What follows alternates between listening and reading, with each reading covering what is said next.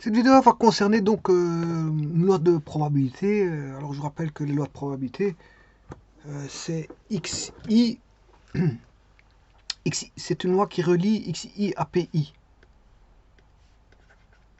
XI, PI est une loi de probabilité. Donc elle est traçable. On sait la tracer au travers d'un graphe, ou peu importe. On sait voir les courbes. Donc les courbes qui sont représentatives et qui sont même des courbes, comme je viens de le dire, caractéristiques. Eh bien ici, je vais voir une courbe enfin, je vais voir une loi caractéristique qui va bien sûr décrire une courbe caractéristique, puisque c'est une loi caractéristique. Cette loi caractéristique, c'est une loi qui est utilisée en probabilité, fort utilisée en probabilité, c'est la loi de Bernoulli.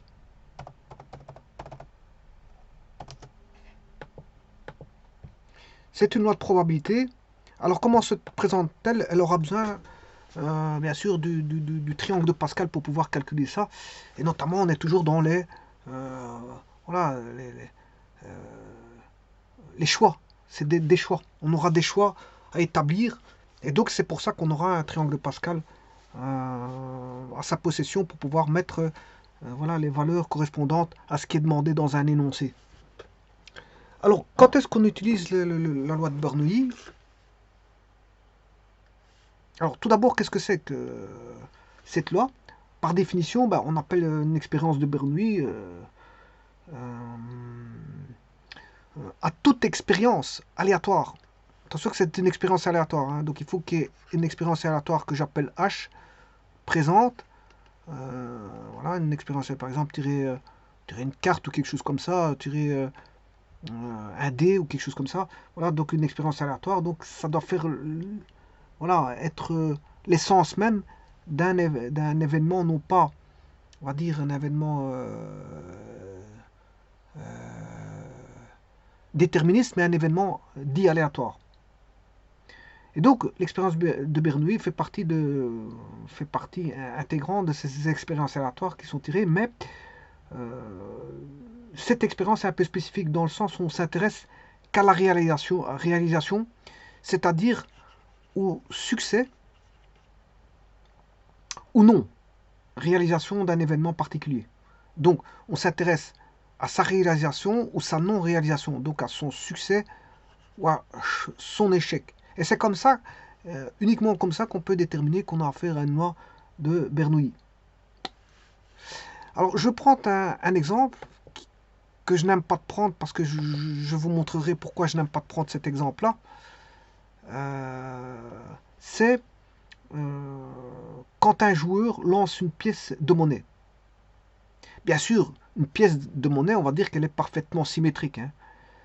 Alors, il gagne si la face visible est pile, pile, ben il gagne. Donc, gagner, c'est le succès. Face, ben, il perd, c'est l'échec. Donc, je vais raisonner en termes de succès-échec ici. Donc, il gagne, c'est le succès. Il perd, c'est l'échec. Donc, quelle est la probabilité d'avoir face? Ben, c'est un demi. C'est 50, 50% de chance. C'est une chance sur deux, on va dire. Une chance sur deux, c'est 50% de chance. Et donc, ici, je vous ai dit que qu'est-ce qui gagnait? Mais c'était le pile. Il gagne si la face visible est pile. Donc, face, c'est un demi, c'est la probabilité d'avoir le face, parce qu'elle est parfaitement symétrique. Le pile, ce sera aussi un demi. Et donc, on aura la probabilité d'avoir l'échec qui vaut un demi, la probabilité d'avoir le succès qui vaut un demi. Bon, je n'aime pas prendre de pile ou face, je vous expliquerai pourquoi je n'aime pas ce 50%. Parce que le 50% va faire en sorte que la loi de Bernoulli va se simplifier, c'est juste pour ça. Je n'aime pas prendre cet exemple-là, mais enfin bref, je l'ai fait, c'est pas un problème. Bon, maintenant, ben, si je devais prendre un autre exemple, après je vais la simplifier cette loi de Bernoulli quand on a 50% de chance d'échec ou de réussite, hein, parce que si on a 50% d'échec, ben on a 50% de réussite, hein. Avoir 5 sur 10, bon, on n'a pas réussi, on n'a pas,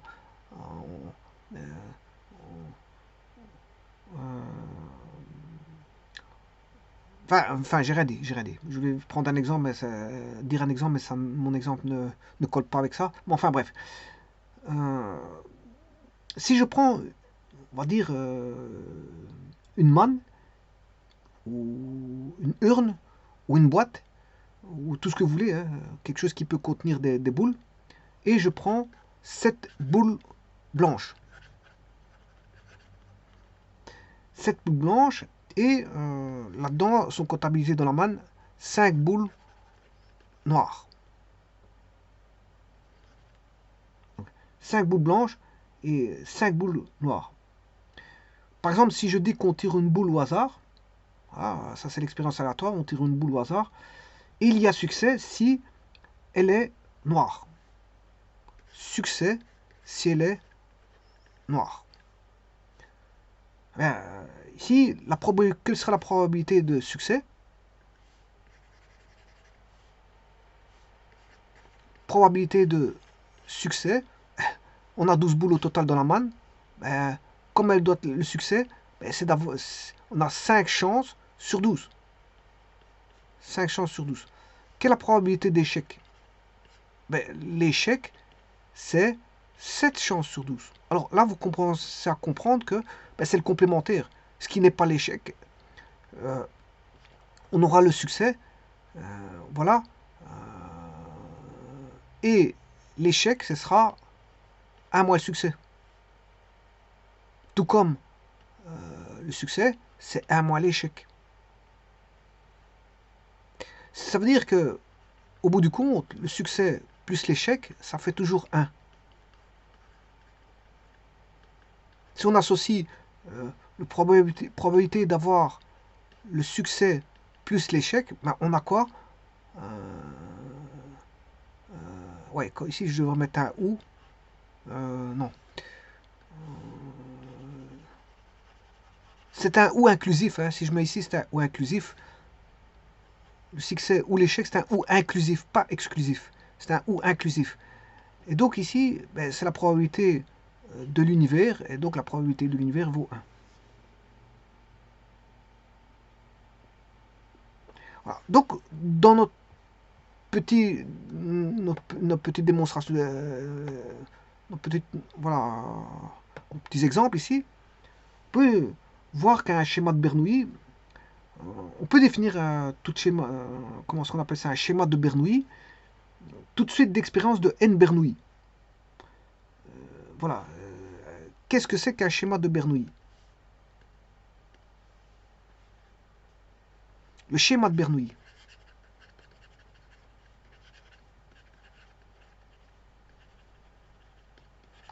Alors, le schéma de Bernoulli, ici j'ai défini l'expérience parce que on l'a fait qu'une fois. Là, on l'a fait qu'une fois. Là, on a fait qu'une fois. Maintenant, ici, ce qui va se passer dans le schéma de N Bernoulli, ben, on va faire une suite d'expériences de N Bernoulli. Ça veut dire qu'on va répéter, bien sûr, plusieurs fois l'expérience. Bien sûr, les expériences, attention, sont indépendantes les unes des autres.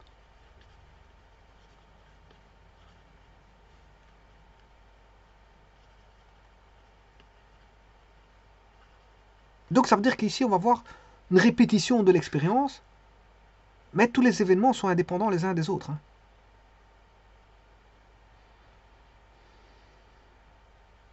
Donc les expériences sont, ici quand je dis indépendantes, ce sont les expériences.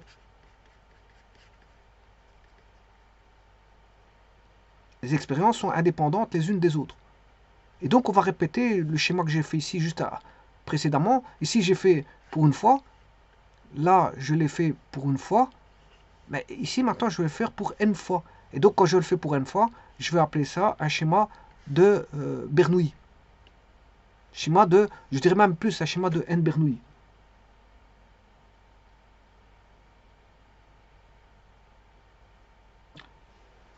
Enfin, je peux l'appeler schéma de Bernoulli, point. Le schéma, c'est quand on a, voilà, un N Bernoulli. Donc je répète, un schéma de Bernoulli, c'est tout de suite d'expérience de N Bernoulli. N Bernoulli. c'est-à-dire avec des succès-échecs, mais répétés N fois. On répète N fois. Mais attention que les expériences doivent être indépendantes les unes des autres. Voilà, quand vous savez ce que c'est que ça, eh bien, je vais établir la formule du schéma de Bernoulli.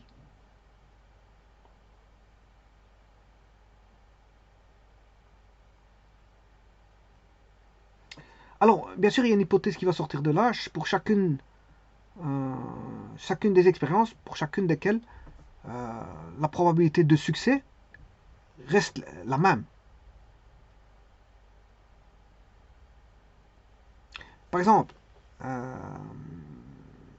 je prends l'exemple on tire une boule dans une urne et la remettre et on tire une nouvelle boule. Donc,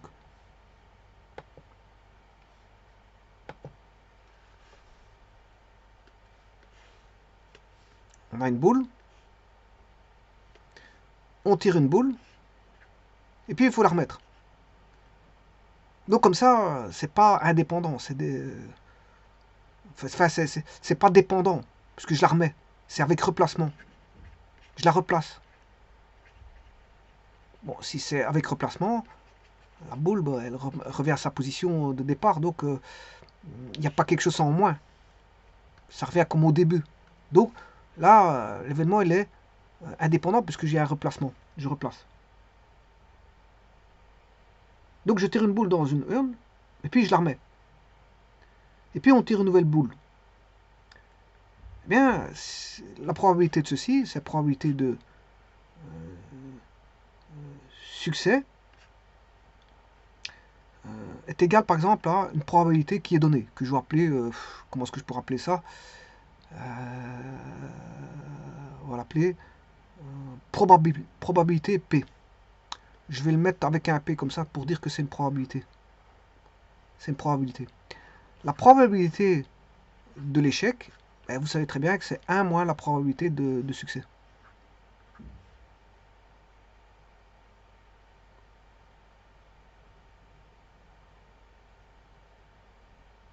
Donc, quand je vais répéter N expériences,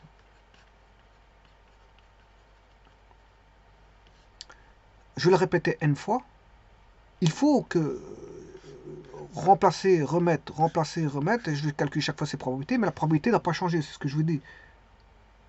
Je vous ai dit tout à l'heure que pour chacune, les expériences, pour chacune desquelles, la probabilité de succès reste la même. Le P ici doit rester le même, quel que soit si je tire la 4e fois, ou la 5e fois, ou la 6e ou 7e fois. Il faut que j'ai toujours P comme probabilité. Et que l'échec ne change pas non plus, parce que de toute façon il ne changera pas, parce que ce sera toujours un moins P. Mais, donc ici, lui, on a un invariant dans le schéma de Bernoulli, l'invariant c'est la probabilité de succès. Et donc, fatalement, la probabilité d'échec, parce qu'il vaut 1 moins la probabilité de... Donc, dans ces N expériences-là, aucune des expériences doit être... Aucune des probabilités doit être modifiée. Donc, la probabilité est indépendante. On a à faire une indépendance des événements et la probabilité reste constante. Alors maintenant, je vais étudier la probabilité si je devais avoir... La probabilité si je devais avoir un échec, un succès, un succès, un échec, un échec. Donc ici, il y a combien de tirages? 1, 2, 3, 4, 5, 6. Attention que c'est avec remise. Hein. Il y a 6 tirages. Bon, on sait bien que si je prends l'exemple de tout à l'heure avec les boules, j'ai combien de boules? Je vais mettre... Il y a 12 boules. 1, 2, 3, 4, 5, 6, 7, 8, 9, 10, 11, 12. Voilà. Dont 5 étaient, je crois, 7 blanches et 5 noires. 7 blanches et 5 noires. Donc je vais le mettre en noir. 1, 2, 3, 4, 5 noirs. Les restants sont des boules blanches. 1, 2, 3, 4, 5, 6, 7, 7 boules blanches. Voilà. Quelle est la probabilité d'avoir l'échec? Pour le premier tirage, 7 douzièmes. Puis, le deuxième me donne un échec. C'est 7 douzièmes. L'échec C'est 7/12, oui, parce que la probabilité de succès, c'est probabilité, j'avais dit tout à l'heure,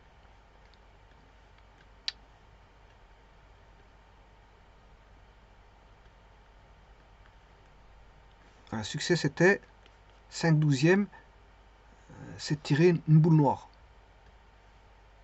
Probabilité de tirer noire. Probabilité de tirer une boule noire. Alors, probabilité, si vous voulez, de A, de l'événement A, sachant que l'événement A égale tirer une boule noire. Bien, là, le calcul est vite fait, puisque l'échec, c'est 7/12. La probabilité ne doit pas changer, c'est un invariant. Pour l'échec, c'est 7/12. Bon, pour le succès, c'est 5/12. C'est un invariant aussi. Voilà, ça fait 5/12. Voilà. Alors, ici, vous avez pour l'échec, c'est 7/12. Et là, c'est 7/12. Alors, pourquoi j'ai multiplié? Parce que c'est la probabilité d'avoir l'échec et l'échec et le succès et le succès et l'échec et l'échec. C'est des intersections. Voilà. Et donc les intersections, ici, j'ai à faire une loi multiplicative. C'est le théorème de la multiplication. Voilà, parce qu'on a affaire à des événements indépendants. On a affaire à des événements indépendants. L'intersection, la probabilité de l'intersection de deux événements, ça revient au produit. Hein. Donc je vous rappelle, c'est une théorie de probabilité qui disent que la probabilité, si on a deux événements indépendants, probabilité de A inter B, deux événements indépendants, mais ça fait la probabilité de A fois la probabilité de B. C'est ce que je fais ici. Donc je fais probabilité de l'échec et de l'échec et du succès et du succès et de l'échec et de l'échec. Donc ce qui veut dire ici, qu'est-ce que je fais? Je tire 6 fois, mais je regarde la probabilité pour avoir, si vous voulez, 4 échecs. 4 échecs et 2 succès. Bon, et là, 4 échecs et 2 succès, dans l'ordre là. Ici, il y a un ordre, parce qu'il me faut l'échec, l'échec, ensuite le succès, ensuite l'échec, l'échec. Voilà. Donc là, ça va déjà me donner un calcul qui va déjà préétablir que j'aurai 7 exposants, 7/12 exposant 4 et 5/12 exposant 2. Et donc là, on conçoit bien qu'on a nos 6 tirages. Bon, mais c'est au-delà de ça, parce que là, si c'est pour un ordre particulier.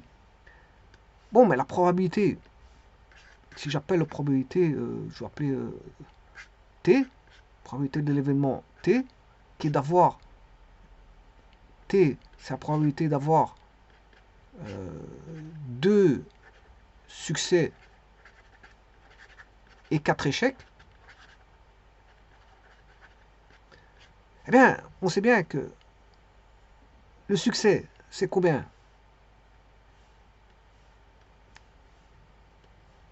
Le succès, ici, c'est 5/12. 5/12 exposant 2.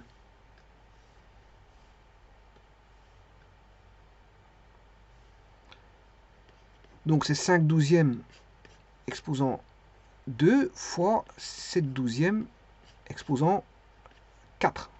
Mais il manque quelque chose. Il manque la multiplication. Parce qu'en fait, ici, moi, je viens d'avoir 2 succès, 4 échecs. Je viens de faire EE, SS, EE. Mais je peux avoir d'autres possibilités. Je peux avoir 1, 2, 3, 4, 5, 6 tirages. Je peux avoir le succès, 2 succès, c'est là. Je peux avoir 2 succès comme ça, 2 succès comme ça, 2 succès comme ceci, et 2 succès comme ceci. Voilà. Et donc, et le restant, bien sûr, ce sont les échecs. Échec, échec, échec, échec. Échec, échec, échec, échec. Échec, échec, échec, échec. Échec, échec, échec, échec, échec. Ici, il y en a 3. 1, 2, 3, 4. Ouais. Le S est mal placé ici. On va mettre là. Voilà. Et on peut avoir échec, échec, échec, échec. Voilà. Donc, ce qui veut dire que ce cas de figure-là, est-ce qu'il est bon? Il est bon partiellement, mais parce que je n'ai qu'établi échec, échec, succès, succès. Donc, ce cas-là correspond à... il n'est même pas là, d'ailleurs. Il faudrait les mettre tous. Et ici, je n'ai mis qu'une partie. Parce qu'après, je pourrais recommencer en cours. 1, 2, 3, 4, 5, 6. Mettre le succès ici. Succès. Succès, succès, succès, succès, succès, succès. Ah.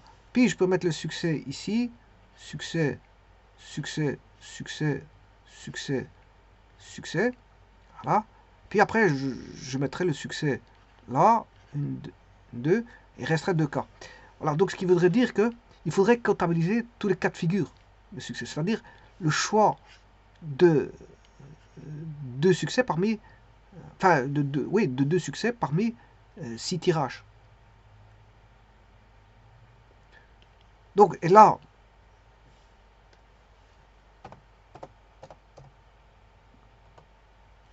calcule la combinaison, C2, 6, C bin, c'est 6, 2. Voilà, ça fait 15. Voilà, je les ai presque tous. Là, on en a 1, 2, 3, 4, 5, 6, 7, 8, 9, 10, 11. Bon, je pourrais les terminer, hein. C'est juste que je n'ai pas de place. Redimensionner. Voilà. Ici, je peux les mettre tous. Voilà, donc je vais mettre le succès ici, succès. Succès en 2. 2, 4. 2, 5.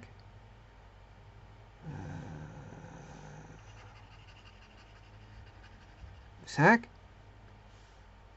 2, 6. 3, 4. 3, 5.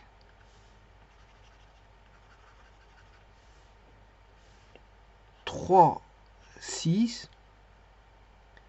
4, 5, 4, 6. Et enfin, 5, 6. Ici, ils sont tous. On en a ici 1, 2, 3, 4, 5, 6, 7, 8, 9, 10, 11, 12, 13, 14 et 15. Donc ça fait bien 15. Voilà. Donc la vraie Bernoulli ici va donner ceci. Voilà. Et donc maintenant, si je veux, par rapport à ça,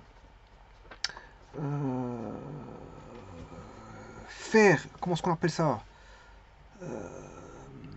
la loi, le schéma de Bernoulli, le schéma de Bernoulli pour n événements.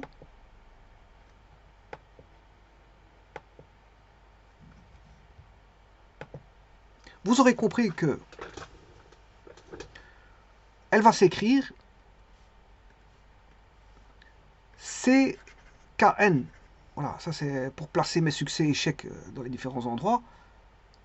Alors, la probabilité de succès qu'on va tirer K fois, on va faire K tirages, et la probabilité fois la probabilité d'échec qui est n-k. Bon, et si j'appelle probabilité de succès P, ce sera P, PK, probabilité de l'échec c'est 1 moins P exposant n-k, bien sûr fois CKN. Voilà. Et là vous avez le schéma de Bernoulli. Alors maintenant, si vous avez le cas de figure que j'avais donné au départ, voilà, j'avais donné un cas de figure avec voilà, le pile ou face, 50%. Ça, je n'aime pas, je voulais pas montrer cet exemple-là. Pourquoi? Pour la simple et bonne raison qu'on aura ceci.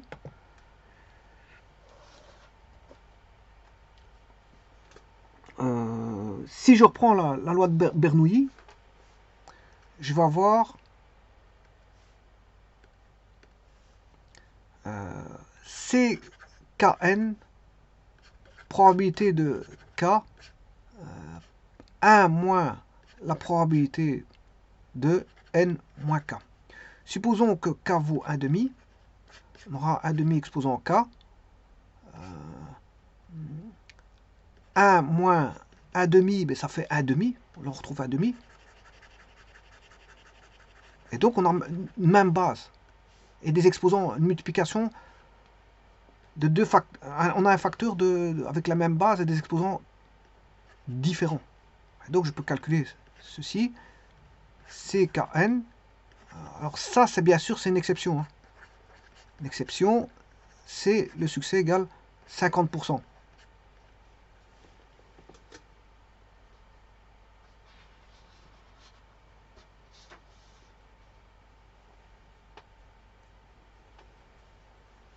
Alors ça, c'est le... Voilà. Et donc, CKN va se simplifier en 1,5. Et là, je vais avoir K plus N-K. Donc, j'aurai CKN 1,5. K-K, ça tombe et va rester exposant N. Et donc, si la loi... si on a 50% de chance, la loi de probabilité de Bernoulli a 50% de chance sera, bien sûr, le K peut commencer en 0, donc ce sera X K plus 1, point virgule, CK N 1,5 exposant N. Voilà. Et ça, c'est une loi de Bernoulli à 50% de chance. C'est une loi de Bernoulli. Ah, 50%. C'est une loi de probabilité, hein, loi de probabilité, c'est un ensemble de couples. Hein. Voilà, XY. Et on peut dessiner la courbe qui va avec.